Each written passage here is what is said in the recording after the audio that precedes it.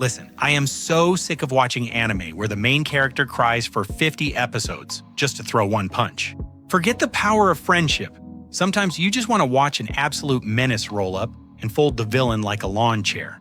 If you're tired of weak MCs, you clicked on the perfect video. Welcome to OtakuVerse. Today we're ranking the top 10 overpowered anime main characters. From casually broken all the way to absolute peak tier, you have to see who took the #1 spot. Let's go. Starting us off, we're diving into Chinese animation. And trust me, they know how to do overpowered.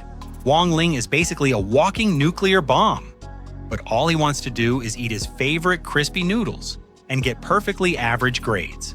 He literally wears a seal to suppress his powers so he doesn't accidentally destroy the universe by sneezing. But whenever that seal breaks, and Wang Ling actually gets mad, the animation goes completely off the rails. Reality shatters, and whoever provoked him realizes they messed with a literal god. Next up, imagine if Harry Potter went to the gym instead of casting spells. That's Mashlo. Mash lives in a magic world with zero magical power, so he just works out, to the point where his physical strength completely breaks the laws of physics. Guys will cast a forbidden dragon spell at him, and Mash will literally slap the spell away. He runs on air by kicking his legs really fast and suplexes wizards into the concrete. He's a cream puff-obsessed Giga Chad who solves fantasy problems with blunt force trauma. If you look up the word disrespect in the dictionary, there's just a picture of Anos Voldegod.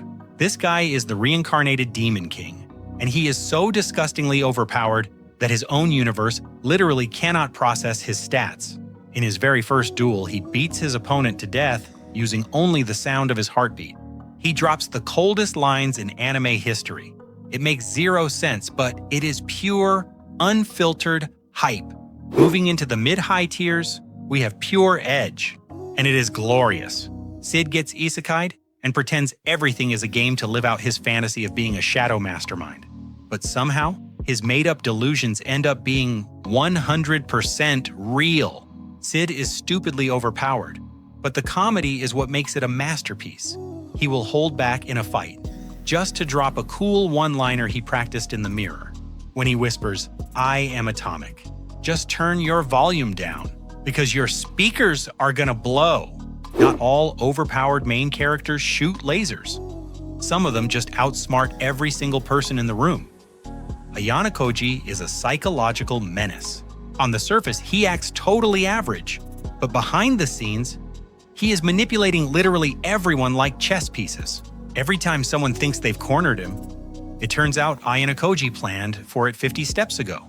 If you want a cold, calculating mastermind who genuinely does not care about anyone but himself, this is essential viewing. Breaking into the top 5, don't let the title fool you. Rimuru gets reincarnated as a little blue blob, but quickly becomes one of the most broken entities in all of anime. One episode, he's building a wholesome village, and the next, somebody threatens his friends. So he casually erases a 20,000-man army in 3 seconds. Watching a cute slime become an absolute tyrant when pushed is incredibly satisfying. What if the final boss was the main character? Welcome to Overlord. Momonga gets trapped inside a game as Ainz, a massive, terrifying undead lich, and he's completely maxed out. He spends the whole show accidentally conquering the world with his guild. Ainz isn't a hero. He's a villain who will absolutely crush humans like bugs if they get in his way. Watching this max-level raid boss completely traumatize low-level adventurers never, ever gets old. Top 3 time. Mob Psycho 100 is an absolute visual masterpiece. Mob is an awkward middle schooler who happens to be the strongest psychic on the planet, but he hates his powers and just wants to get fit. But there's a catch. When Mob's repressed emotions hit 100%, you are not ready. Studio Bones took their budget, threw it in a blender, and created the most jaw-dropping fight scenes in anime history. Mob is a cinnamon roll until you push him, and then he is a literal force of nature. At number 2, we have the grandfather of the modern overpowered trope. Saitama trained so hard his hair fell out, and now he is cursed with being too strong. He defeats intergalactic conquerors and literal deities with a single incredibly bored punch. The whole show builds up insane hype for the villains. just for a guy in a yellow jumpsuit to obliterate them because he's late for a supermarket sale?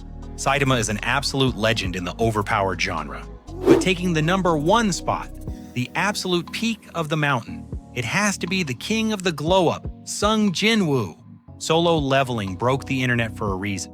This guy goes from the weakest hunter on the planet getting absolutely bodied to unlocking a system that lets him level up infinitely. The transition from a walking hospital bill to a shadow-summoning god of death is flawless. The fights are pure cinematic eye candy, and the sheer disrespect Jinwoo hands out is so satisfying it should be illegal. This is top-tier hype, and if you haven't watched it yet, you are missing out on absolute greatness. If you made it this far, do me a massive favor. Absolutely smash that like button and subscribe to OtakuVerse right now to help break the algorithm. It helps the channel push out more of these bangers for you. Stay overpowered, and I'll catch you in the next one.